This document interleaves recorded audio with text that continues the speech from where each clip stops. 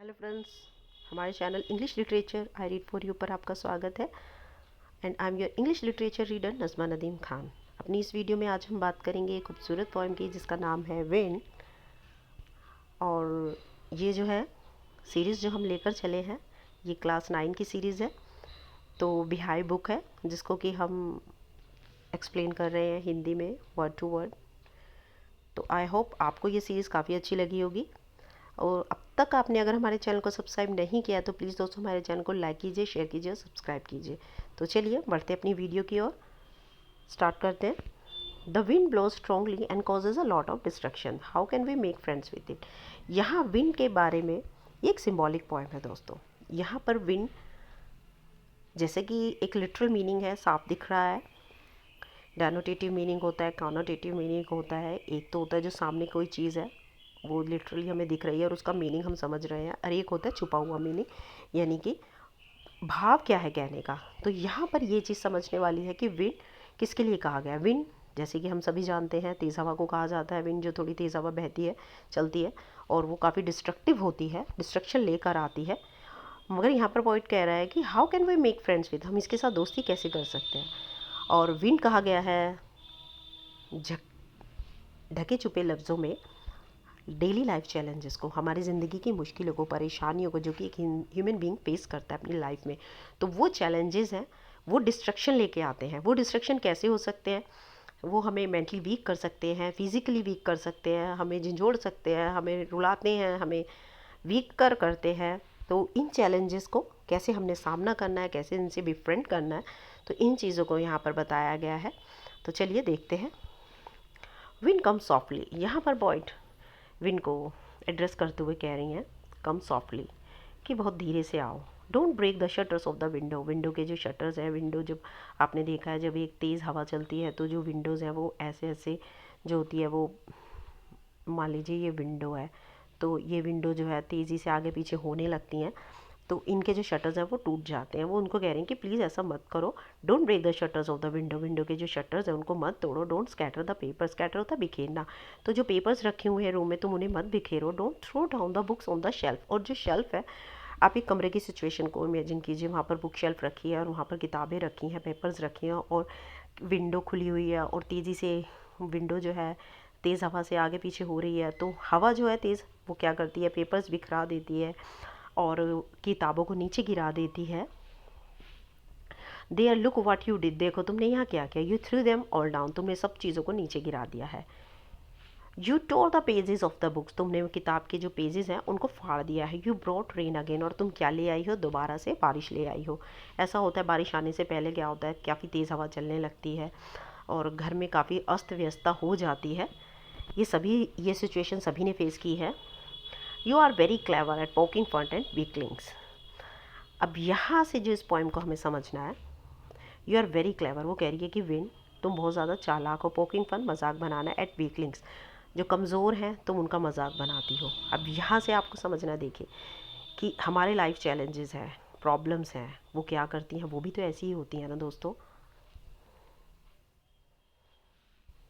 वो भी काफ़ी चालाक होती हैं। जो कमज़ोर होते हैं उनको तोड़ देती है, और जो स्ट्रॉन्ग होते हैं वो लाइफ चैलेंजेस को ओवरकम कर लेते हैं, सिचुएशंस को ओवरकम कर लेते हैं।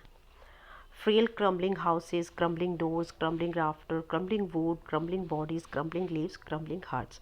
यहाँ पर जो पॉइंट है वो बता रहा है फ्रेल होता है कमज़ोर, क्रम्बलिंग होता है तोड़ना या बिखेर देना।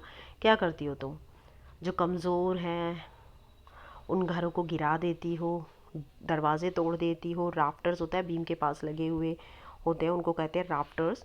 और लकड़ियाँ को गिरा देती हो, बॉडीज मानव शरीर को तोड़ देती हो, ज़िंदगियाँ बर्बाद कर देती हो, और दुख दिलों को भी तोड़ देती हो। यानी कि यहाँ विन के साथ साथ लाइफ चैलेंजेस को सिम्बॉलिकली प्रेजेंट किया गया है कि कैसे जो लाइफ चैलेंजेस हैं वो जो कमज़ोर लोग होते हैं मेंटली या फिज़िकली, उनको तोड़ के रख देती है।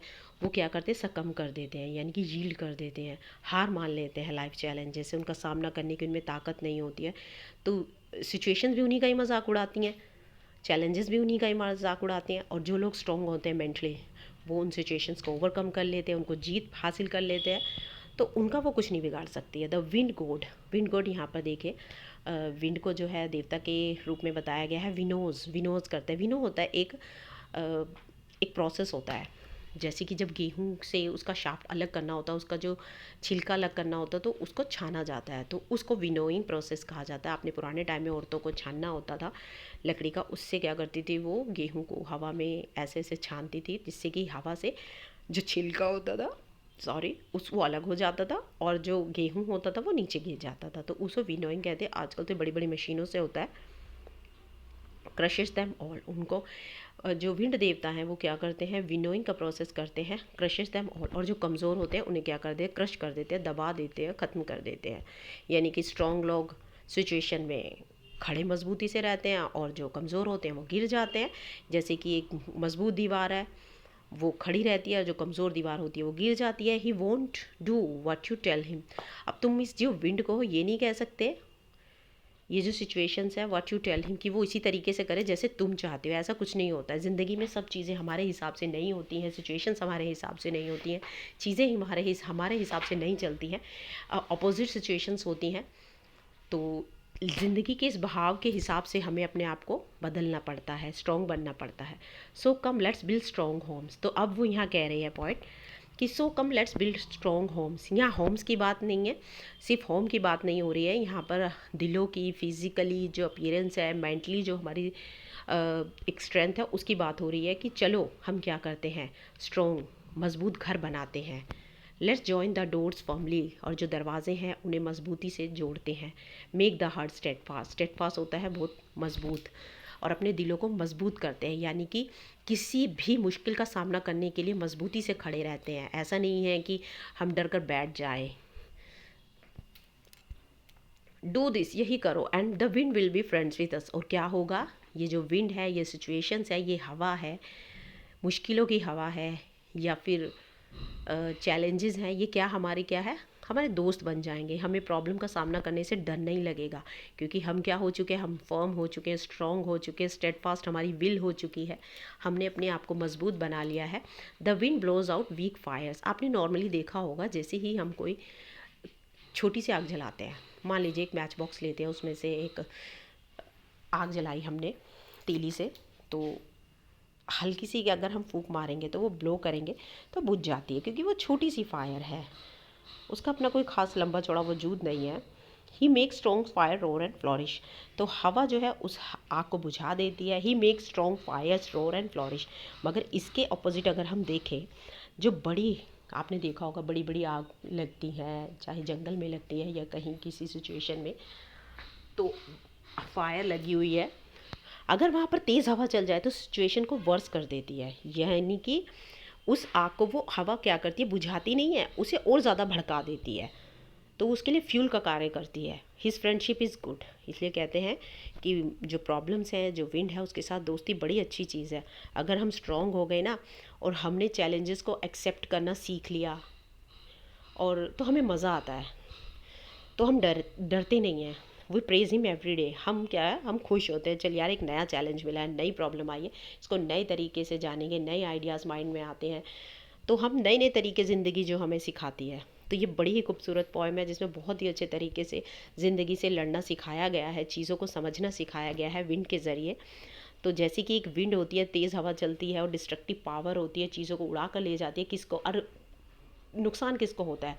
आपने एक मजबूत पेड़ देखा होगा, उसकी रूट्स जो है काफ़ी ज़्यादा गहराई में है, तो तेज़ हवा उसका कुछ नहीं बिगाड़ सकती। छोटे मोटे पौधे जो होते हैं, तो वो छोटी मोटी आंधी में उड़ जाते हैं, निकल कर उखड़ कर गिर जाते हैं, आपने देखा होगा।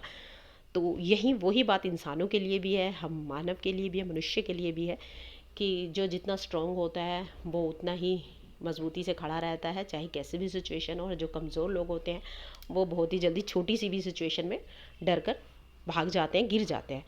तो यहाँ लाइफ चैलेंजेस को काउंटर करने के लिए पोइट ने बहुत ही खूबसूरत तरीके से पोएम को प्रेजेंट किया है। तो writer of the poem is Subramania Bharati, translated from the Tamil by A.K. Ramanujan. तो ये ओरिजिनल पोएम जो है वो तमिल लैंग्वेज में है, जिसे लिखा है A.K. रामानुजन में, पर इसको ट्रांसलेट करके अब हमारे लिए जो है यहाँ पर इंग्लिश में सुब्रमण्यम भारती ने प्रेजेंट किया है।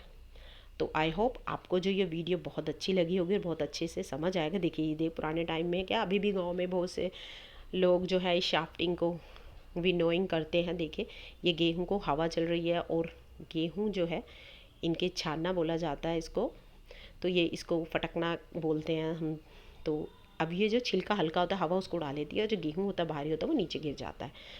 तो आई होप आपको हमारा लेक्चर वीडियो बहुत अच्छी लगी होगी। अपने कमेंट जो है कमेंट सेक्शन में ज़रूर दीजिएगा, और मिलते हैं नेक्स्ट वीडियो में नेक्स्ट वक्त।